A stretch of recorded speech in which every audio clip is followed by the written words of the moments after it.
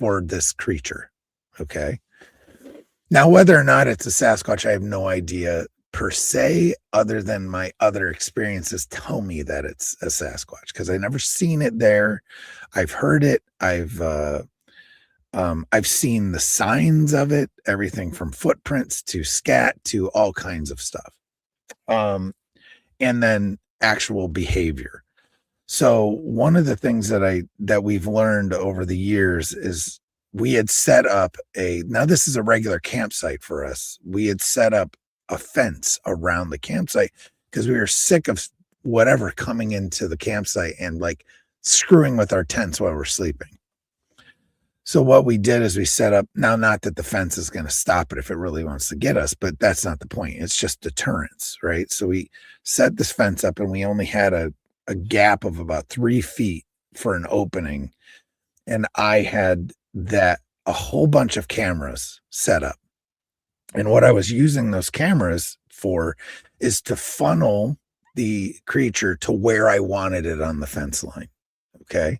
Because I had this new fandangled thermal camera that I was going to use, and I was going to gotcha, right? Because I'm a freaking wizard in my brain, and I'm cooler than every other freaking Sasquatch guy that thought, I'm going to be the one. I'm the guy. I'm the one that's going to outsmart this furry sumbitch, and I'm going to get him on camera, right? Yeah. I mean, you're a leading actor in the movie. Exactly. Yeah, so you're not in my own life. So it all worked flawlessly though, because at like 2 a.m, right on cue, because it would always come out around 1 to 3 a.m.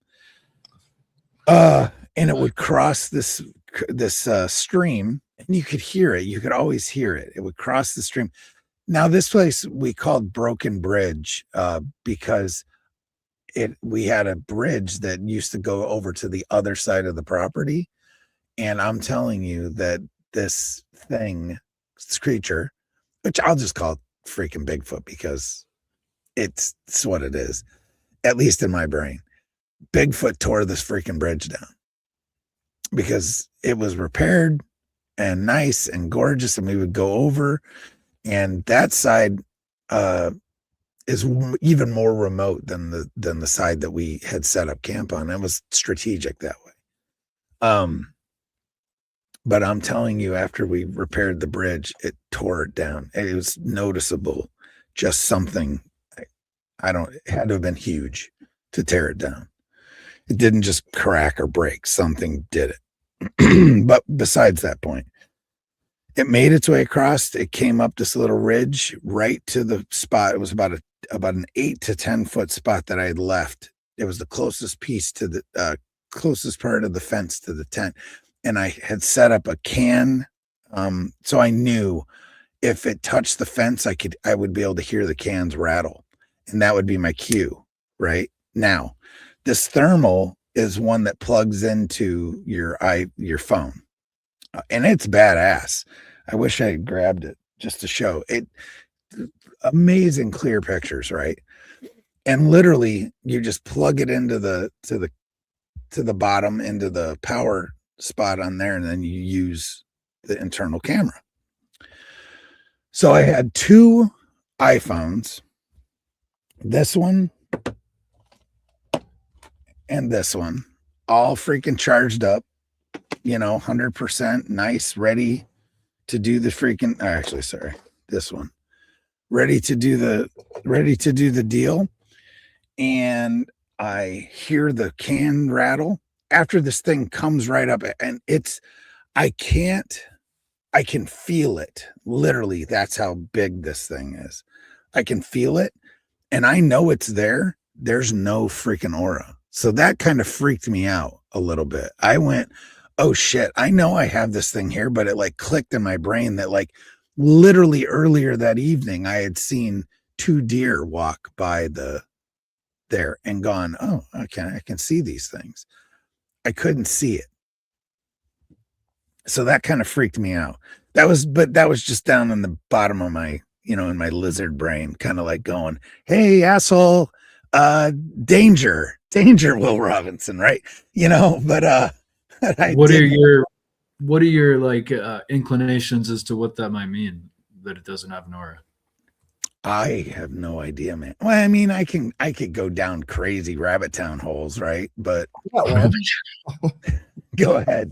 that's an actual intentional thing. Like in ninja training, what they teach you is to sense the intent of people around you, and you can dampen your own, offset of how people sort of see you. And what that is like dampening your own aura. So this is like how to hide beyond hiding. Right. Also, And I could agree with that for sure. Cause I also know people with like intense trauma that are in like a really depressive state, their auras are totally tamped down. Like you can barely see it. It could have been the whole mud technique in Predator. Could have been. It could have been. But here's the deal. I brought so this is the craziest part about all of it. Besides the fact that my spidey senses are going off like wild, I bring this thermal up. It's all powered up. Boom. It goes dead. It goes dead. My phone goes dead. Yeah. So I say, oh my gosh. So, I'm a soldier. I've been a law enforcement officer. I just did a mag reload, and I pulled the other phone out because I knew this shit was going to happen. So I pulled the other phone out. I plugged it in. It literally takes a half a second to a second to fire up. I hear it, bring that up. It goes dead too. And I'm not talking about like, oh, I can turn it on a half hour from there. It's sucked dry from 100% to 0. Yeah. Both phones.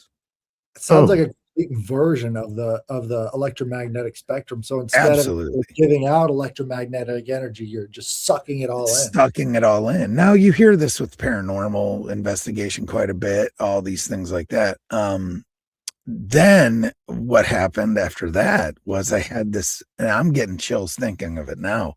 I had pure dread just wash over my entire body, and I pulled my freaking handgun out, man. I'm just like, but I didn't fire.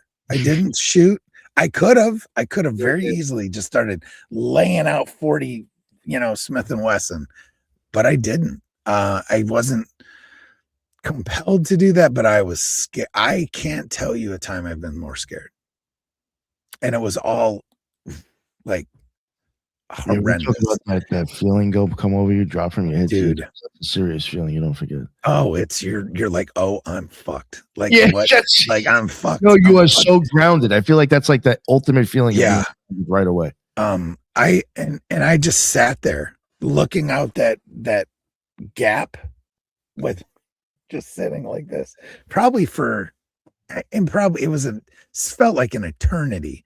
Turns out it was about a half an hour.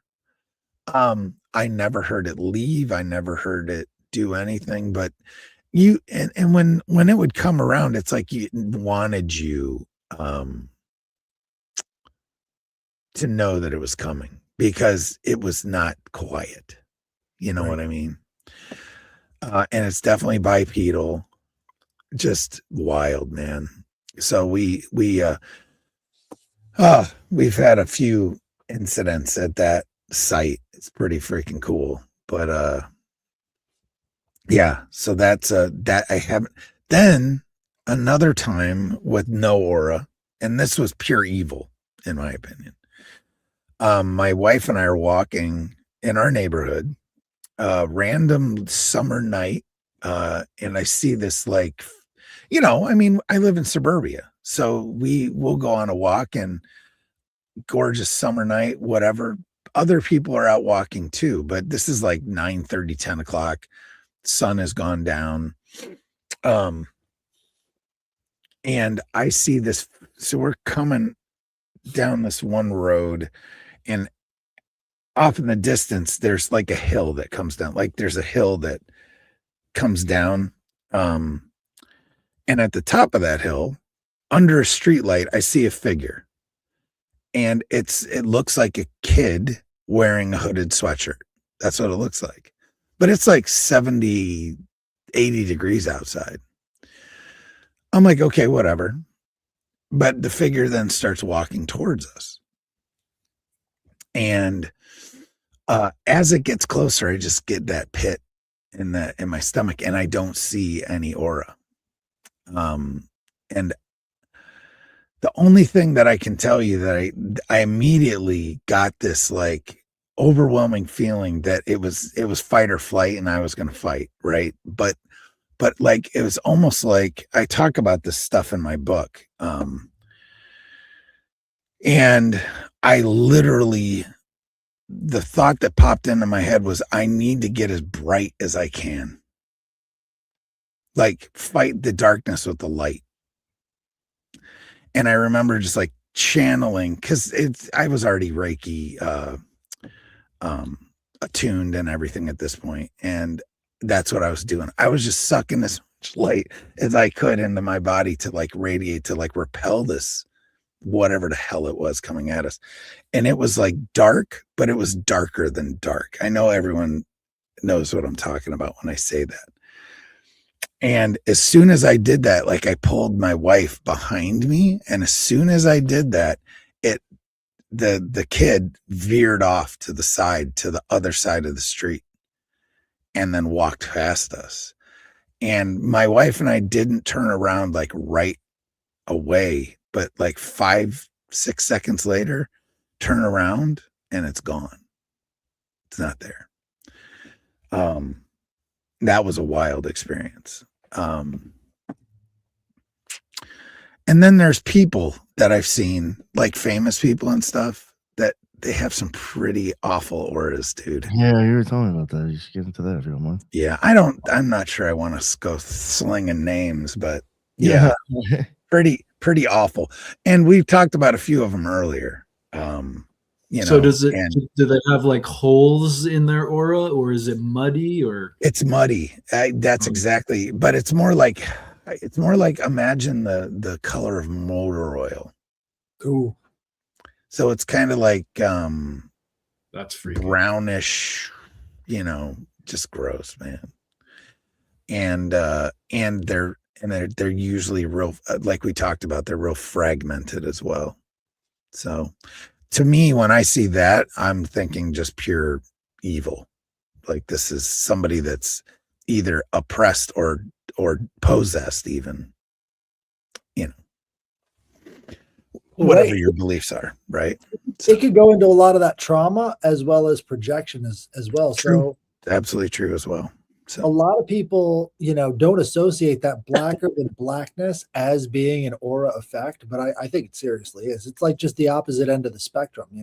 We think of all the colors and everything on the positive end of the spectrum. On the negative end of the spectrum, it would be definitely blacker than black, and that goes along with the feelings that people get from the thing as well. Yeah, for sure. I mean, below red, we're talking, what do they call that? The nanohertz or nanometers or whatever they measured. And below that, you're talking 200s, 100s. It's infrared. So who knows what that actually, to us, infrared is, we can see it with what we like, whether it's green or, the device creates the light, but who knows what it actually looks like if you can see in that spectrum, right? You're seeing it as body heat essentially, but who knows? Who knows what it would look like? Saying like, it could look like brown, for all we know. Why wouldn't it? Right. A mix between red and black, right? Well, I think that's the big issue, is that people don't realize that there's a lot of radiation that we give off as warm-bodied. So much. And all of that stuff has different layers in it. So if everybody can picture, what a hot road looks like, you've got these little waves coming off of it like it's water, right? Yeah. That's sort of the same idea. What we're trying to say is that there's that kind of stuff going on all around us all the time. It's not just those waves of heat. It's other stuff too. There's other forms of radiation that we're giving off. But, they've documented that any warm life has, this microscopically measured light source that's coming off of it. You can find it with cells in a petri dish. They've documented this to very, very low light conditions. And what you're talking about is just readjusting. The eyes are taking in that energy anyway. The difference between what we're saying and what they're saying is that there are other ways of sensing that energy as well as just visual, but your eyes kind of pick it up as sort of as they're attuned to that energy. Yeah. I mean, I'm not asking anyone to believe what I perceive, right? I'm describing, though, consistent patterns that I've observed. And I stay cautious, as I do with everything, except for Bigfoot, obviously. I stay cautious about jumping to supernatural conclusions about anything, right? I try to be as objective as possible. But I mean, whether we call it aura or presence or coherence, we do know, bottom line, that living beings radiate something, right? So the real question is what, frankly, you're aligning with, because that's what fills the room, you know. Right. Well, what are your thoughts on the Akashic records? You know, it's one of those things, man. Like I'm agnostic to it to an extent. I think it's a cool concept, but I've never tried, like I've never gone there. Does that make sense? And it's one of those things, like, who knows? Maybe I will. Maybe I feel like if anybody could, it could be me if I learned how to do it, you know, or it's the idea that every object sort of has a subspace of information connected to it. Yeah. And so what a lot of psychics have been able to do is use objects, you know, to kind of channel what that information is. So on some level, all of the air around us is maintaining some level of informational field. And that's absolutely, to me, I don't see how it couldn't be that way. Right. Just my opinion. I think it comes down to the geometry of torus fields. Right? Yes, for sure. Which we all have a toric field around us, period. Right. Right. It's kind of why they wanted us to stand 6 feet apart. I'm just saying. We're transferring information subconsciously all the time.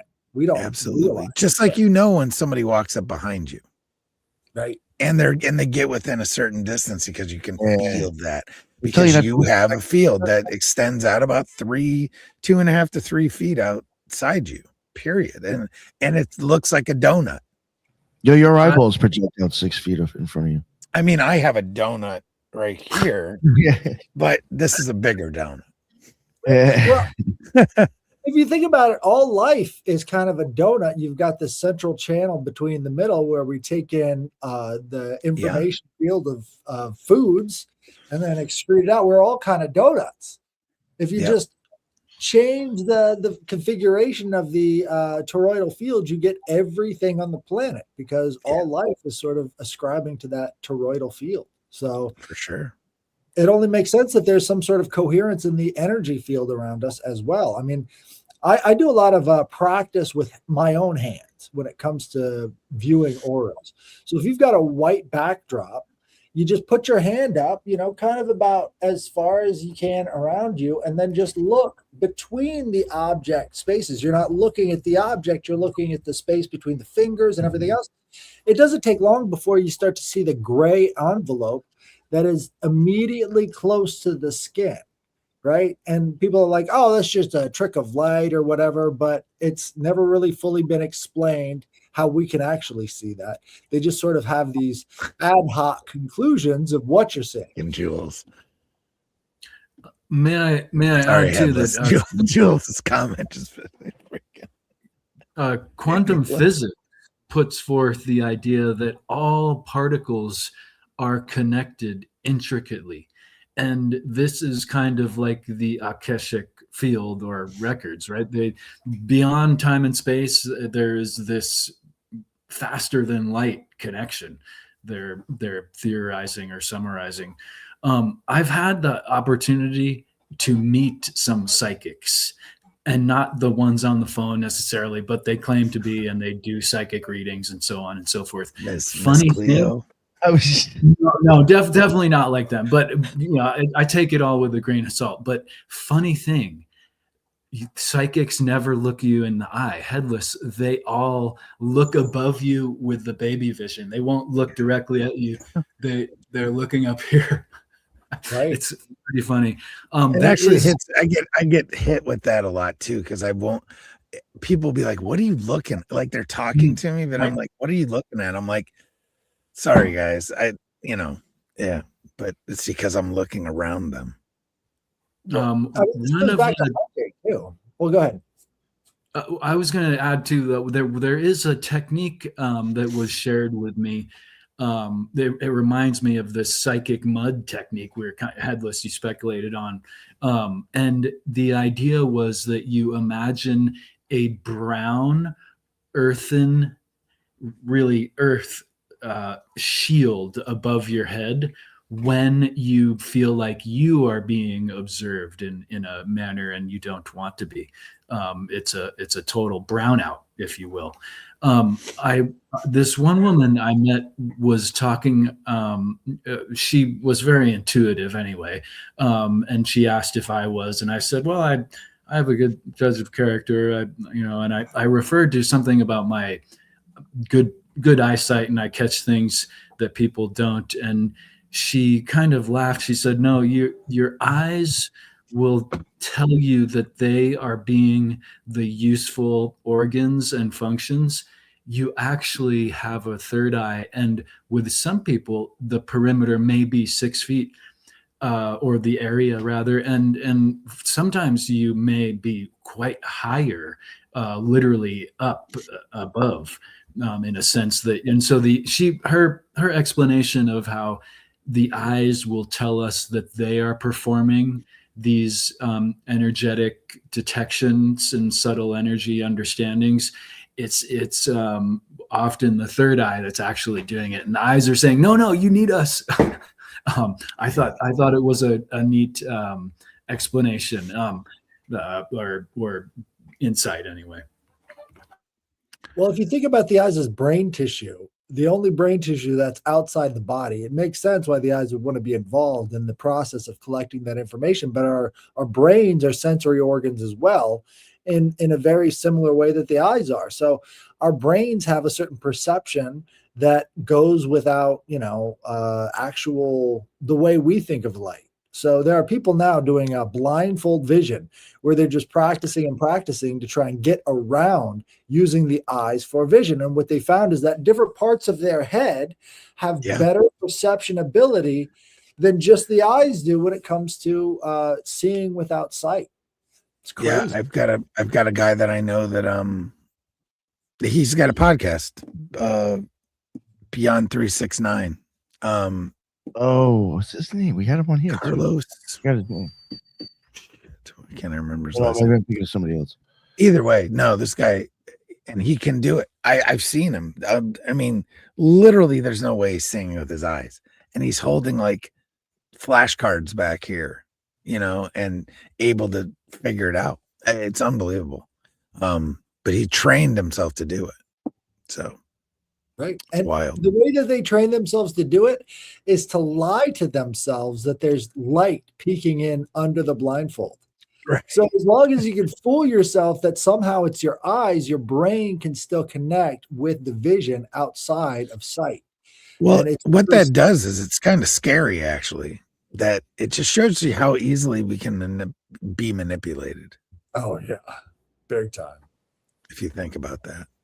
And if you can lie to yourself, dude, and you know what I mean? I'm just saying. Yeah. It reminds me of the placebo power.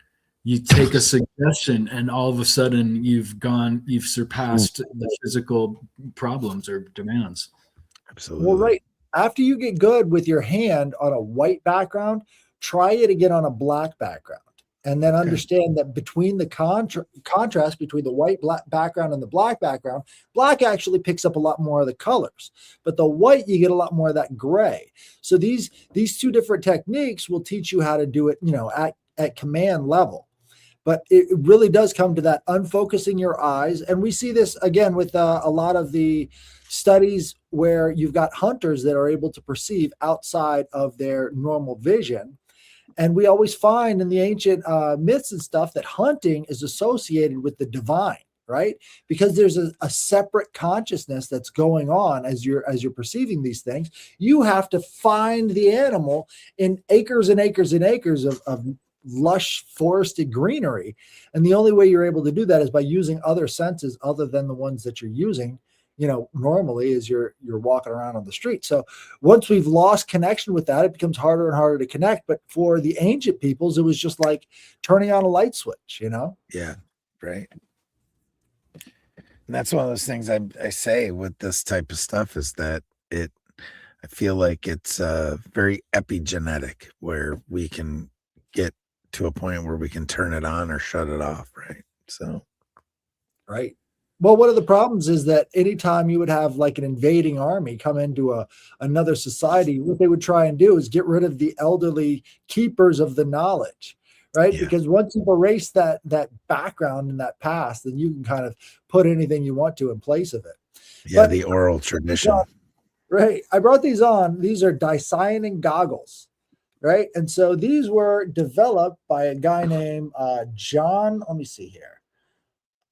Went too far. John Kilmer, a British medical electrician in the 1920s or 1908, right? And so what he developed was this cold, basically filter for the eyes. It takes out so much of the light, right?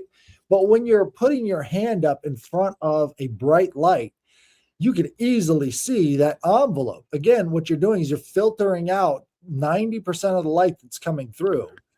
And what's left is that aura, that shape of the outside. So all you got to do is get these. I got these from Museum of Tarot, right? But he still sells genuine dicyanin goggles. And if you use the filter to look at your hand, you will see it immediately. But what you'll find is that it becomes an impediment when you're dealing with further and further layers, like the emotional layer that you pick up outside of that initial envelope. So once you get good understanding how you can see the aura using the goggles, it's important to take them off and then try other techniques. But this was the scientific basis for a long time for this stuff. Again, we don't really understand that a lot of this stuff has been studied for a long time, and they've come to very important conclusions, and others have just been like, that's crazy. But it's like they've got the information, they've got all the stuff right there. We've just stopped looking into it. But this stuff is so important in the medical field. It's almost beyond important because, once you get into the medical field for long enough, like you were talking about with Reiki, you start to sense and detect the actual problems if you're sensitized to it.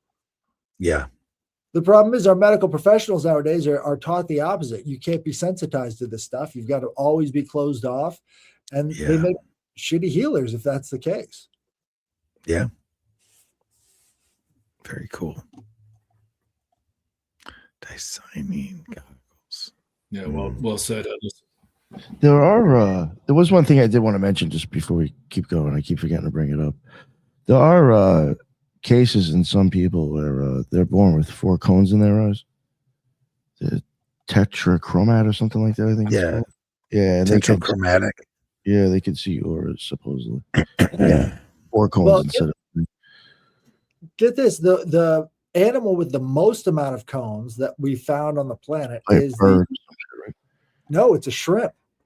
Oh, it's those really colorful shrimp that create those the cavitation bubbles as weapons, right? So these are snapper shrimp. They have the most amount of cones and rods in their eyes. Now, what they tried to do in the I guess this was the 90s, is they took this virus that didn't have any real ill effects on the body, and they injected it with a bunch of DNA from our own cones and rods, and then they injected that into the eyes of chimpanzees because they only can see, basically grayscale. And all of a sudden, they could see the color orange. And for the first time in their life, they're seeing the color orange, and they can pick out orange from all these different tests that they were doing on these chimps. And within 2 weeks, again, they got over the virus.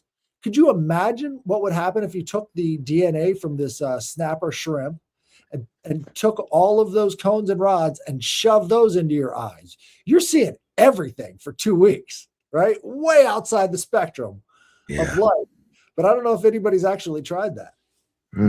I'd be ready to Now, see the so yeah, so what they were saying with that one is the fourth cone allows them, mainly women, right? Yep. To roughly see 100 times more colors than the standard. So like, I guess we can standard, I see 1 million colors, but people with the tetrachromacy can see 100 million colors. I feel like my wife has that because I can't tell the difference between beiges. Well, one of the reasons why night vision is in green, right? That was a deliberate choice on their part. Yeah, right. Well, originally it was red. Right. Yeah. It was driving people insane. But the green, we see more shades of green because, again, we come from the forest. So understanding the different shades of green between, bright green and black, there's a lot more shades that we can actually see. So they specifically designed it around our forest vision, which doesn't get explored a lot in everyday life. Goes back to being hunters and, in the woods all the time. But, understanding those different shades of colors and how they actually impact our sensitivity to the world around us, it opens up whole new worlds. Yeah. Do I feel it's intuitive or scientific to see an aura? I think there's a scientific basics to it. Like it makes sense, but I think you have to have the intuitive input to do it, see it, or the intuitive part switched on. So if that answers your question. Like, what about cats and reptiles? I don't really know for sure exactly what cats see because I'm not a cat. So I don't know. What about goats and horses, right? So the shape of the pupil, freaking their eyes, right? So cats and lizards is like this, and then for bigger cats, they're back to being circle. And for goat's eyes are different too. What's that? Goat's eyes are different too. Yeah, no, they're spread out this way, right? So there's the pupil in the middle, and then it goes out that way. Yeah, they're creepy. Out by goats, yeah. But really what that is, that's for the horizon vision. So they're looking out for predators, like as we're talking about, unfocus your eyes, right? So they can do that from one side all the way over, almost 360 degrees. That's why they've got the eyes on the sides of their heads, is because they can see the threat from a lot of different places coming into the same view. So, you can't really sneak up on a goat or a horse because they've got that. Yeah, it's really interesting. Even cats have uncanny balance, and so do goats, and their eyes are different than humans.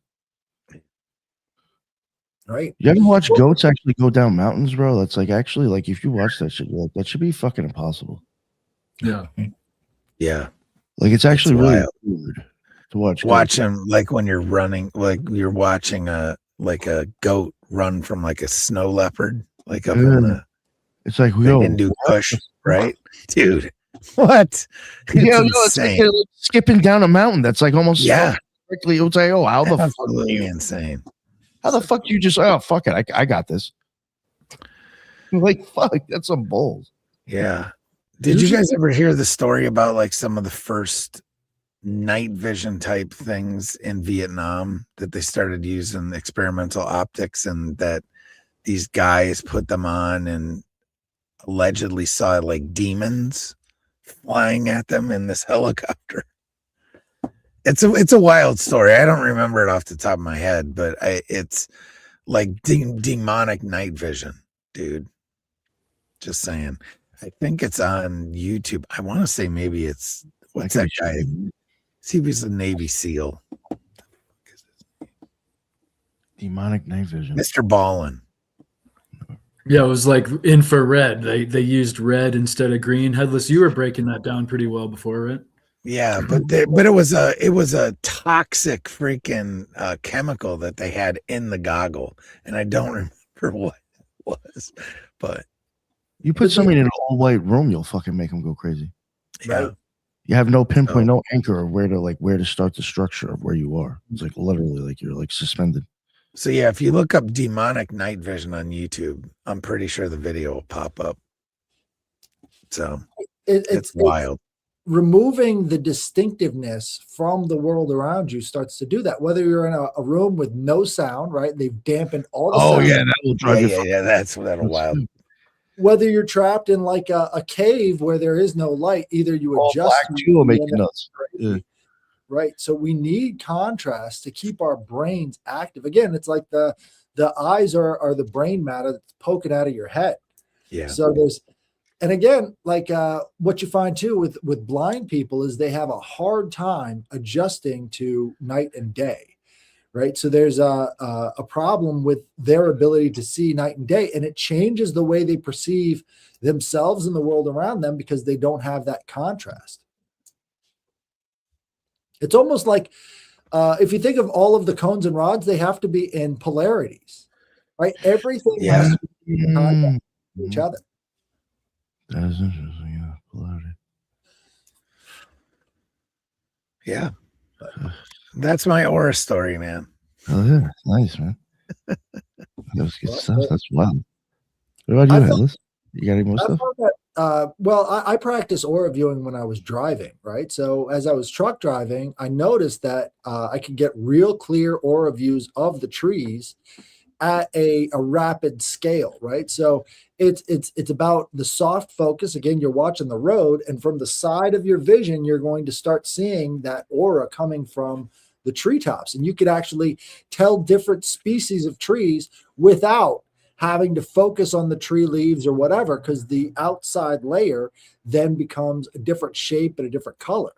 So you could, I mean, especially in times of winter or when things are, starting to get warm again, you find that different trees have different properties that you can pick out from miles away if you've got that soft focus vision. So like beech trees, they actually pick up a lot of, is it beech? No. Well, it's the kind with the bark that's like papery and white. If you birch, there we go. Yeah, birch actually picks up a gallon of water a day. So one birch can, give you enough water, clean water, one day every day. It's sucking up all that water. And again, right, when you're in tune with the Imbolc is another good time to test this stuff out. What I found on February 2nd is that there's a different aura to nature itself. If you can kind of keep that soft focus, you can start to see the green rising up. And it's like green everywhere. When you've got your eyes sort of at a slit, you'll notice it. And Imbolc was one of those days that kind of woke me up, is like, hey, there's actually something moving in nature around us. They were talking about a real phenomenon when it comes to February 2nd and when it comes to, the changes in the land itself. So now around this time, all of these trees are starting to pack a bunch of water up into their branches so that they can, bloom and have all of these leaves come out later on. They're getting ready for the spring. These preparatory phases in nature have to be viewed from a different level to pick it up. And when you're looking at the trees using their aura viewing, you could actually pick up changes in the energy levels from top to bottom. So it's moving the energy around it just like it's moving the water within it. And once you can pick that stuff up, there really isn't any information from nature that you can't see. So once you get in tune with the trees, again, this is why trees were so important to ancient mankind's religions. All of the ancient cultures had giant poles that they would, make into their gods. It's because this is how they were interacting with nature, watching the trees, using the aura, using all of these things so that they can be in tune with the process, the sub processes of nature that aren't immediately apparent on the outside. And they track the stars in the same manner. So we're given a lot of different energetic information from a lot of different sources that we've just blocked off because we've essentially taken what we've been given as babies, that object permanence, that edge permanence, and we've put that in the forefront because we think that's the ultimate of mankind. But that's not how ancient people saw the world. They were able to tap into other forms of vision. And I think aura viewing is just the start of it. There's so many other different energy signatures that go along with surviving in nature that a lot of people have just cut themselves off from unintentionally.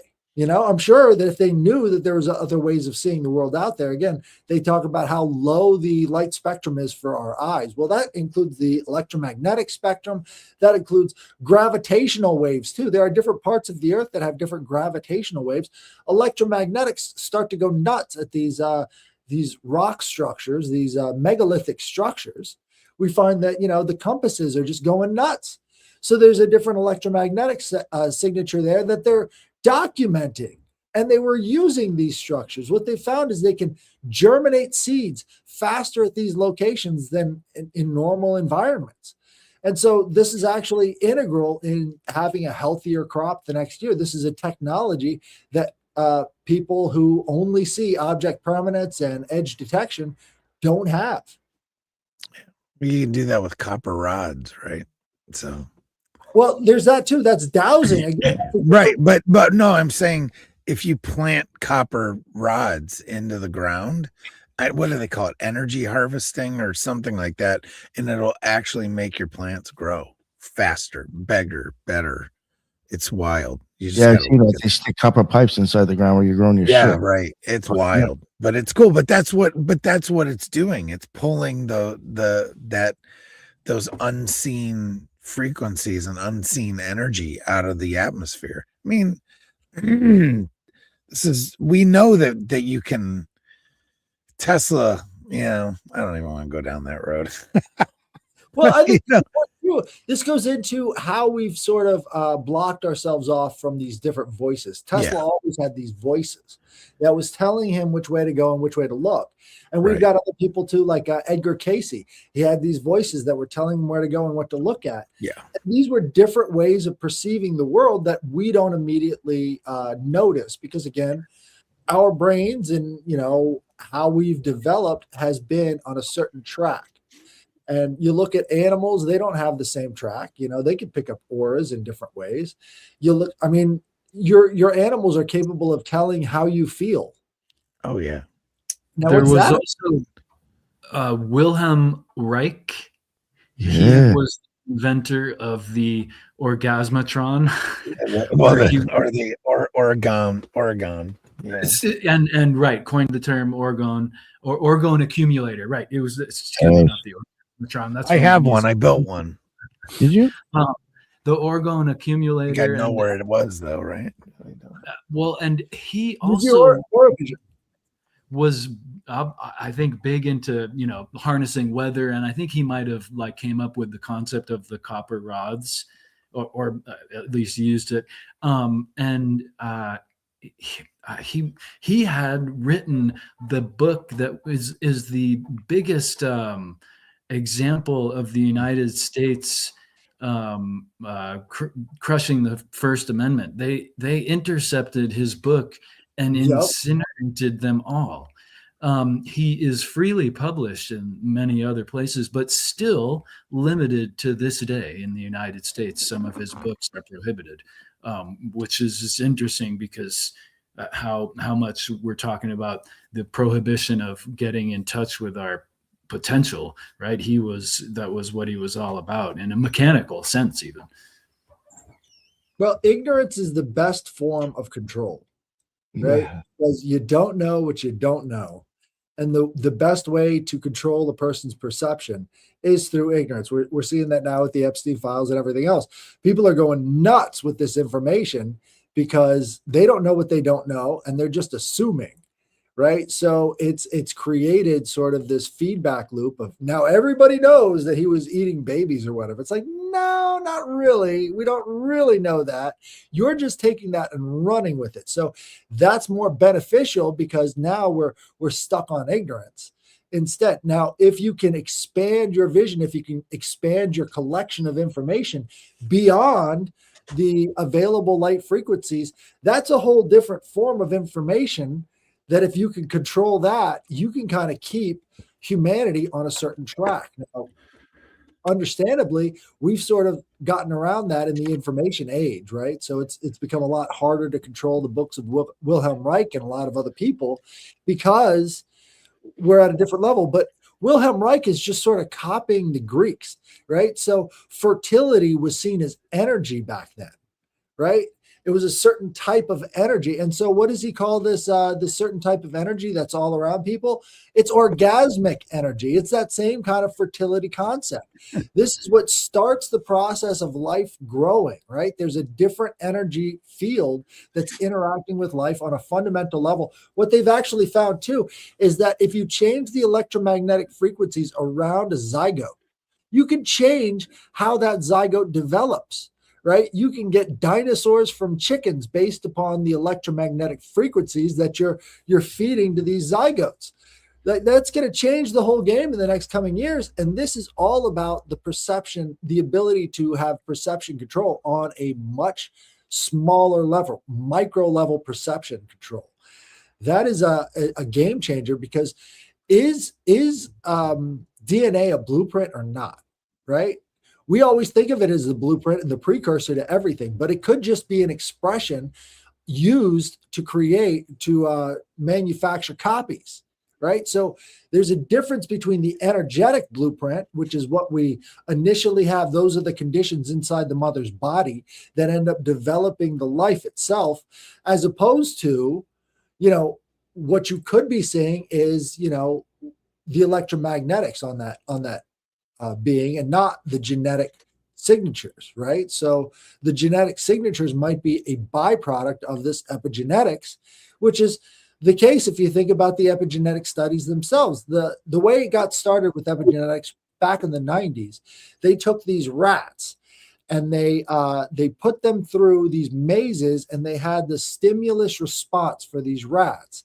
And the stimulus response, they separated these rats from their offspring, right? There was no contact with the former generation with this new generation. They were just sperm donors.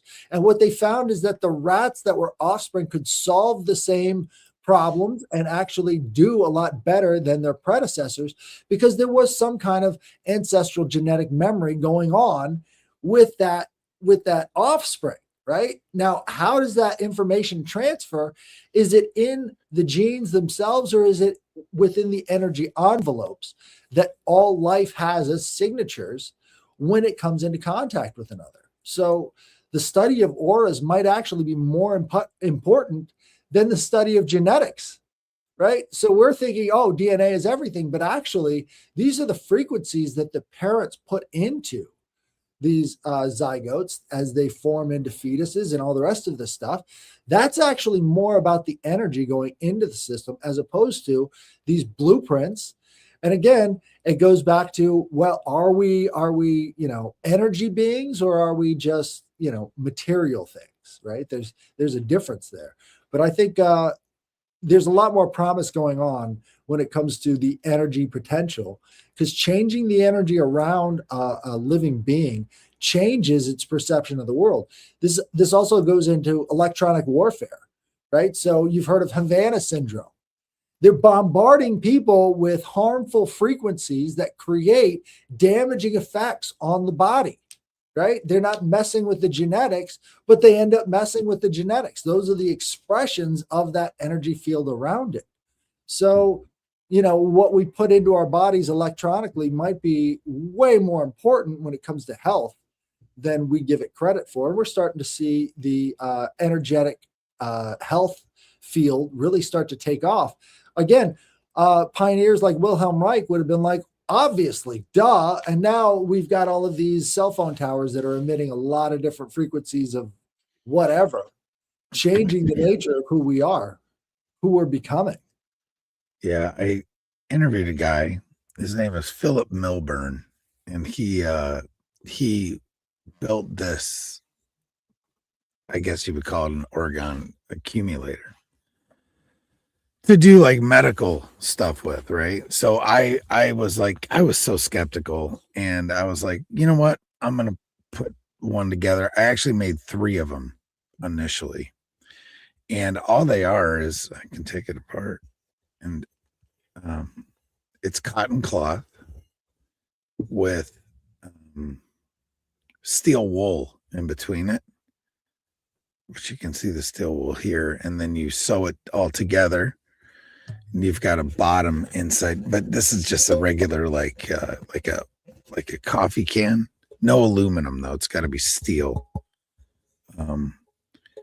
and then you've got a bottom too. So you put that down in, and then you put this in. And I've found that if I hold it like directed at places where I need like pain relief, that I actually get pain relief, which is wild to me.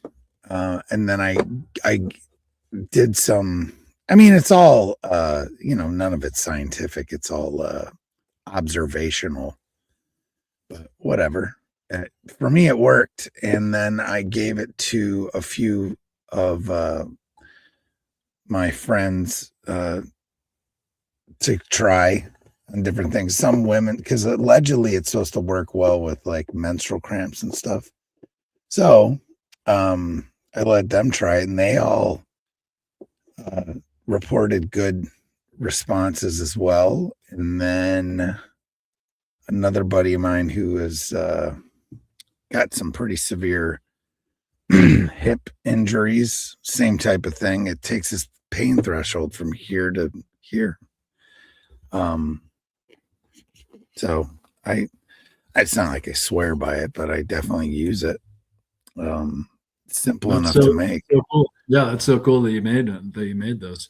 There's also the orgone, or I forget what it's called specifically, but an orgone blanket that is the same type, same concept, same exact concept. The layering of organic material and metal, Yeah. And I saw it with the instructions on how to make one or so forth.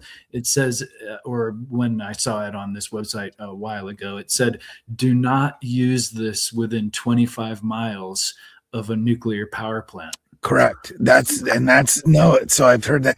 Now, the other thing that Philip has found with this type of thing is that, like, so one of my daughters, I won't let her touch it because she has an IUD. So if you have copper implanted in you, that's also, it can do bad things. Interesting. There's been adverse reactions from people that have had like IUDs or things like that. Also, people that have had chemotherapy. So if they're having adverse effects, then what? You know what I mean? So there's something. There's something going on there. I don't know what it is. I'm not, and I'm not trying to. I just know crazy shit exists. So if this works for me to not have as much pain, then by all means. And I don't have to suck down fucking ibuprofen or something. Yeah, I'm good. I'll sit with a freaking can on my leg. I don't care. You know what I mean? So anyway, but yes, energy is a thing, guys and gals out in the it's a thing. Podcast spheres. Is the bottom line is that we have energy all around us that we can't see. There's so much shit around us that we can't see. And if you can tap into that or harness it, I mean, and do good with it, by all means, you should. Well, I like to bring up Lucille Ball and what she was going through back in the, I think this is the 40s or 50s. She had these fillings put into her mouth, and she was picking up frequencies of radio. And she actually detected spies with her teeth. Right. The separate, separation between these two metals and the energizing effect from these radio waves, we're able to pick that up.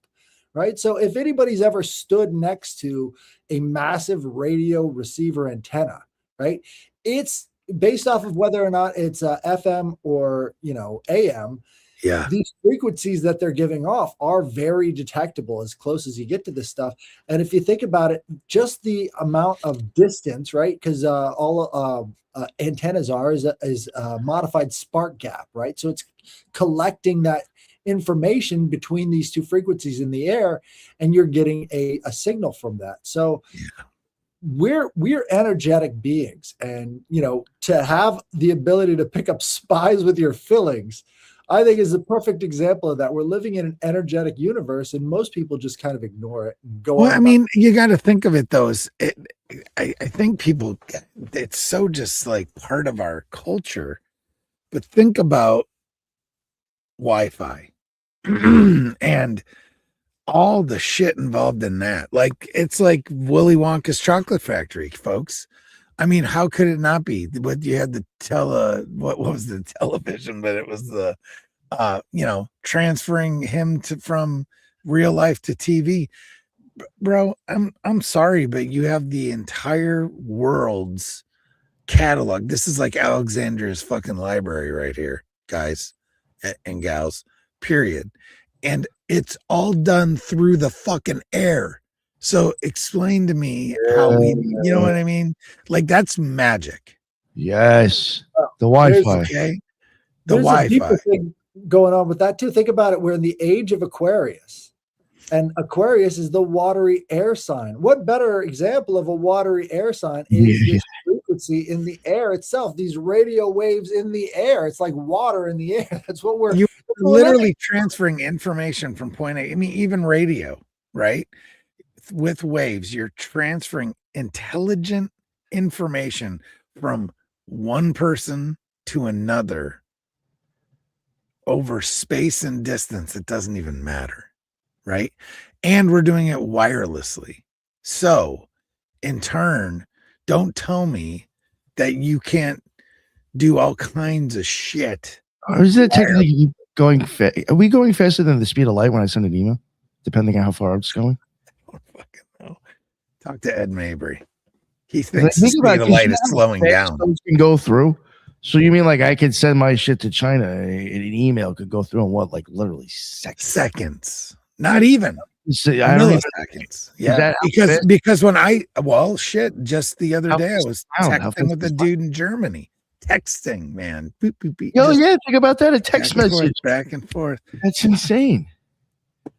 This gets into the nature of AI too, because they've had two competing theories on AI for a while. They've actually got their own camps. You've got this computer vision camp that sort of tries to break down everything visually. We had, what was his name? I forget, but he came on and he was telling us about how the computer vision project is so much more advanced than the way that they're using this other computing level. So you've got all these Waymo cars that are only using LiDAR. And LiDAR is another way of seeing the world, but they're not processing it in the same way. LiDAR is like grayscale as opposed to computer vision. So computer vision is taking in a lot more information and breaking it down into understandable units that allows these cars to drive on their own. And what they've discovered is that it mimics the processes in the brain. Right. So basically, the eyes came before the brain, and the eyes and the visual processing power. Like, again, think about the difference between what are they called? The RAM drive and the what are they called? The chips that you get for visual processing power, the graphic user. Oh yeah. I know what you're talking about. Right. So I have that in my computer. Graphics card. Graphics card, yeah. No, my graphics card has AI in it. Right. So what they're doing is they're using the vision to create better and better computers. So if you look at it on that scale, we're actually still in the baby pool, shallow end of AI. Well, right? We're not even like compounding these different visual processing cores on top of visual processing cores, the graphics cards on top of graphics cards. That's how our brains are developed, is graphics card after graphics card after graphics card. It's like, it's all based upon this visual input. And I think we have the ability to start expanding the way we see the world based upon the way they're developing AI. But very few people are interested in that. They're only trying to catch up to our own brains with AI instead of using our brains as the supercomputers they are to see beyond these visual spectra that we're given as a matter of being born into this object permanence world. You know, there's other forms of information being transferred out there, and turning our brains into supercomputers almost puts us at a extreme advantage over AI. But again, this goes back into what are we doing with the auras? Is anybody studying this stuff? We know that it was done in 1908. We know that that's where this dicyanin project came from, is through medical vision. He wanted to be able to get all this stuff from the air instead of having to cut people open, do biopsies to figure out if they were sick or not, you know? And so if we just start applying these principles that we've discovered with computer image or vision computing, we might actually be the much better machines to do this stuff and actually trust that instead of constantly having to revert back to these machine learning. And the machine learning isn't as good or as trustworthy as these super graphical user interfaces that we've got in our heads. So shit that's wild is the next thing you know, it's gonna look like fucking Superman storage with the 5D memory crystals that they've got, the ultra durable quartz glass data storage, where you're literally talking about these chips essentially, but they're made with quartz that'll hold something like 360 terabytes. Oh yeah, it's insane the amount of information. Data in 5 dimensions, whatever the fuck that means, right? 3 spatial coordinates plus size and orientation, lasting billions of years, resistant to up to 1,000 degrees centigrade and cosmic radiation. They're being used for long-term archival of information. What the hell? We can do this. It's wild. It's like Superman's crystal cave, man. Yeah, that green shit. It was green. Right. Yo, even I know this is like a little far off, but I mean it does. I mean, it's interesting that this man said this. Even Athanasius Kircher back in the 1600s, he was a Jesuit scholar and like an occultist and stuff. And he said he believed in the future that through light and crystals, you'll be able to transport spirits and demons. I mean, that's basically what these fucking phones and our TVs are doing. Essentially, right? You know, with an optic cable, you're transporting its light that's beaming through those fucking cables. And a liquid crystal display. Lighting up, yeah. I mean, that's what LCD stands for. Liquid crystal display. Saying. It's freaking man, memory crystals, man. It all depends on alignment. Like, where are we aligned to? And at this point, we're so aligned to distraction that it becomes very hard to get anything done, you know, because that's how you control people is with distraction, confusion, and ignorance. You know, all of those things go hand in hand. So you got to get focused. Again, it all comes down to focus. If the eyes came first and then the brain was built after that visual information started hitting it, then we're at this level where our eyes are just picking up distraction and whatever, and it's creating a field of confusion, you know? So if we can focus, I think we can get out of this mess, but you know, it's kind of hard to when you consider that, you know, everybody on top. Like, did you guys see the the SAT results that one of these Rothschilds was emailing to Jeffrey Epstein? She got 100. I heard about it, but yeah, wild. 110 on her SATs. And we're just assuming these people are geniuses. Wait, 110, that's like signing your name. Yeah. That's low.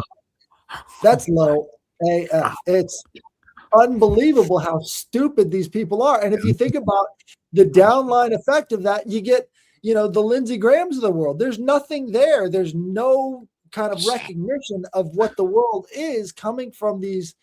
So when our vision is focused on them, what ends up happening to our brains?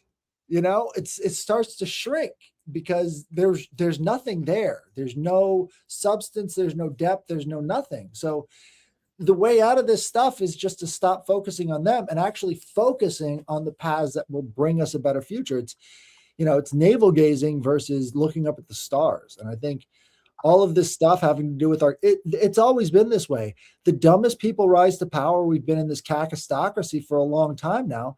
It's just they kind of parasite off of us. We think of them as the leading edge, but they're way behind us. You know, nobody's talking about this kind of stuff within the halls of Congress. They're talking about meaningless garbage. They're rote memorization. They don't imagine their way out of anything. And it's all about keeping everybody else down so you can maintain your power. None of that has to do with the expansion of the mind and the, bringing about of actual gnosis, actual knowing. It's gray. It's all gray, Yep. No contrast. Great point. Well, half of the freaking people in power are so inbred. Right. Just saying. We know that affects IQ for sure. Well, it's interesting when it comes to video games, right? So what they've developed to cut down on the storage and memory usage is that now the video game character himself is what's creating the world around him. So as the vision is looking around, that's when they're rendering the background and rendering the scenes around it. Exactly like what we do in a dream, right? Our vision in the dream determines what we're creating in front of us. So dream vision and video games are actually linked like this. So yeah, it's crazy to think about, but we're actually digitizing all of the parts inside of ourselves into these machines. And instead of exploring ourselves, we're just exploring the machines. But exploring yourself is how you get to a point where you can actually understand this stuff a lot better. So keep a dream journal. Try and figure out these motivations. Try and focus on stuff that you can build. Like you were showing us there. Maybe there's a seed of inspiration that comes from knowing about orgone, right? The alternating layers between organic and inorganic.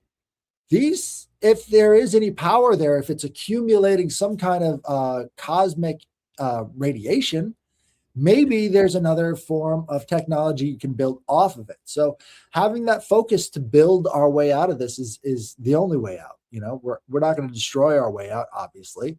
That's going to be a different thing entirely. But again, that's more navel gazing. Destruction is self-satisfying. It's not actually creating. So the only way out of these messes is to create and build our way out. And I think once you get into aura viewing and actually getting into nature, understanding the base level processes that are going on beyond the scenes of what you see right in front of your eyes, this is the essential part of enlightening yourself, right?